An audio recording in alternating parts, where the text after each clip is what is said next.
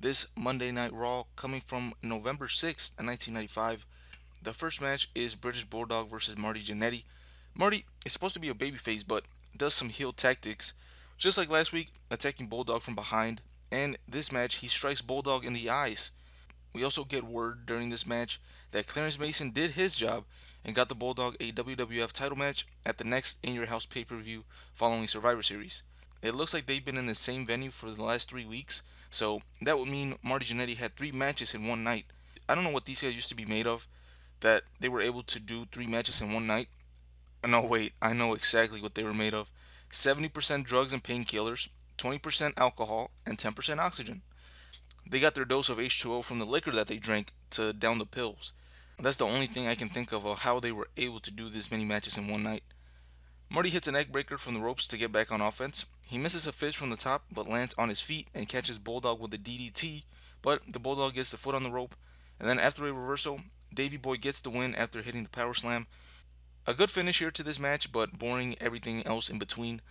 And then we get footage of a fake Bill Clinton. So yeah, Davey Boy obviously not going to be losing anytime soon, leading into his match against either Brett or Diesel at the next In Your House after Survivor Series. Next, we get the footage of a fake Bill Clinton telling us that he will be at Survivor Series. So we'll see how that goes if he brings Monica Lewinsky with him. To take care of his oral duties. Maybe Bill Clinton doesn't want to be speaking on that day. Doc Hendricks interviews Cornette and Bulldog about the win and the rematch for the WWF title. Cornette also warns Sean not to cross Bulldog at Survivor Series, otherwise Syracuse will look like a walk in the park.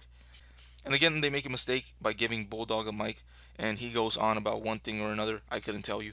Bam Bam Bigelow and Goldust will also be going one-on-one at Survivor Series after a confrontation on a WWF Superstars taping, so we have that to look forward to. Next, we have Henry Godwin taking on Terry Richards, who will later be known as Rhino, but here he is just a jobber, takes the L to Godwin after the slop drop. What happened to his feud with the Million Dollar Man? Or was he done with him after he dropped the slop bucket on him? And then, speaking of the bucket, Helmsley comes out and attacks Godwin, and he empties the slop bucket on Henry. So next week, they will go one-on-one. And Hunter's Raw undefeated streak is on the line. With only 6 to 8 weeks left on the year, it would suck for him to lose and drop the Dominance Award for this year, so close to being the end. Undertaker will return at Survivor Series after being injured by Mabel, and both of these guys will captain their own teams. Diesel also cuts a promo on his match with Brett, and to say that he's cringe would be an understatement. He always ends his promos with such terrible lines. Then we have Kama versus a jobber, and the mayor of merchandise, as he calls himself, out again to sell us some more Mad Caps. This time it's a deal: 1,002 caps for just $21. So I guess they had trouble selling these things and decided just to throw a couple handful in a bag. They could have tried putting them inside of chip bags, and they might have had more success. I know a young me would have bought every single bag of chips to collect them all. But getting back to the match, I forgot that he was even out here. Kama wins with a punch to the face, and Sean also called in during the match to promote his return. Hendricks got all butthurt because Vince never passed him the phone to say hello to Sean. Shawn Michaels, best of luck this coming weekend as you continue your comeback trail, and we'll look forward to your return at the Survivor Series as well. See you, Daddy-O. All right, Shawn Michaels, ladies and gentlemen. And there we have the victory for the Supreme Fighting Machine Kama. He never said hello to me. Well, I apologize, Doc. I guess I got carried away. Yeah, you're a phone Bogart. He's one of my favorite WWF superstars, and you just hogged the phone. Well, what to say? How about sorry? Sorry. All right. Pretty funny guy, even though I hate Michael Hayes now. Next up, we have Jerry Lawler and Isaac Yankem versus Hakushi and Bret Hart. I thought we were done with this stupid feud, but not yet. And to prove even more that Jerry is trash, he picks on a girl in the crowd to tease, and she tries to slap him.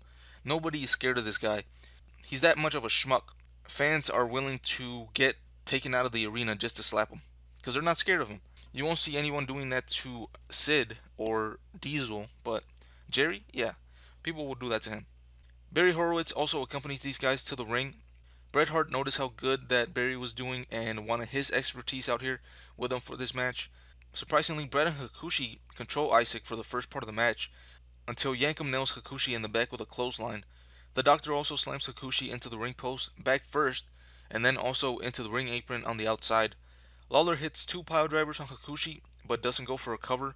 Later on, Hakushi chops the King in the throat and is able to get the tag to Bret.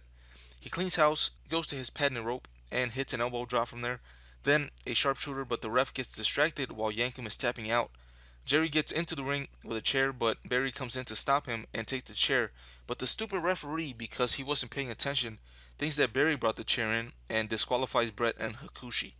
I mean, the amount of signs that they don't want Barry to succeed here are just so blatant. They don't even want anyone associated with Horowitz to win. Because tell me, what exactly did Barry do that others haven't? The referee didn't see him use the chair, so why the DQ?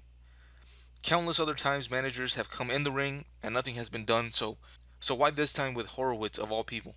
This doesn't make any sense, and this referee has just made the blacklist. He's gonna pay for what he did to the career of Barry Horowitz. Who knows what this win for Brett and Hakushi could have done for Barry Horowitz's managing career even. But that's how the show ends. I'm gonna give this episode a bad grade. Bulldog and Marty was good at the end, like I mentioned, but it took forever to get to that point. And the way that the main event ended, that's gonna make me lean towards a bad grade for this episode, so that's what it's gonna get. There weren't other things to go back and watch for either, so with that being said, 2 weeks until Survivor Series, looking forward to the pay per view. Just a bumpy ass road to get there with how whack these Raws have been. But yeah, until the next one, I am out.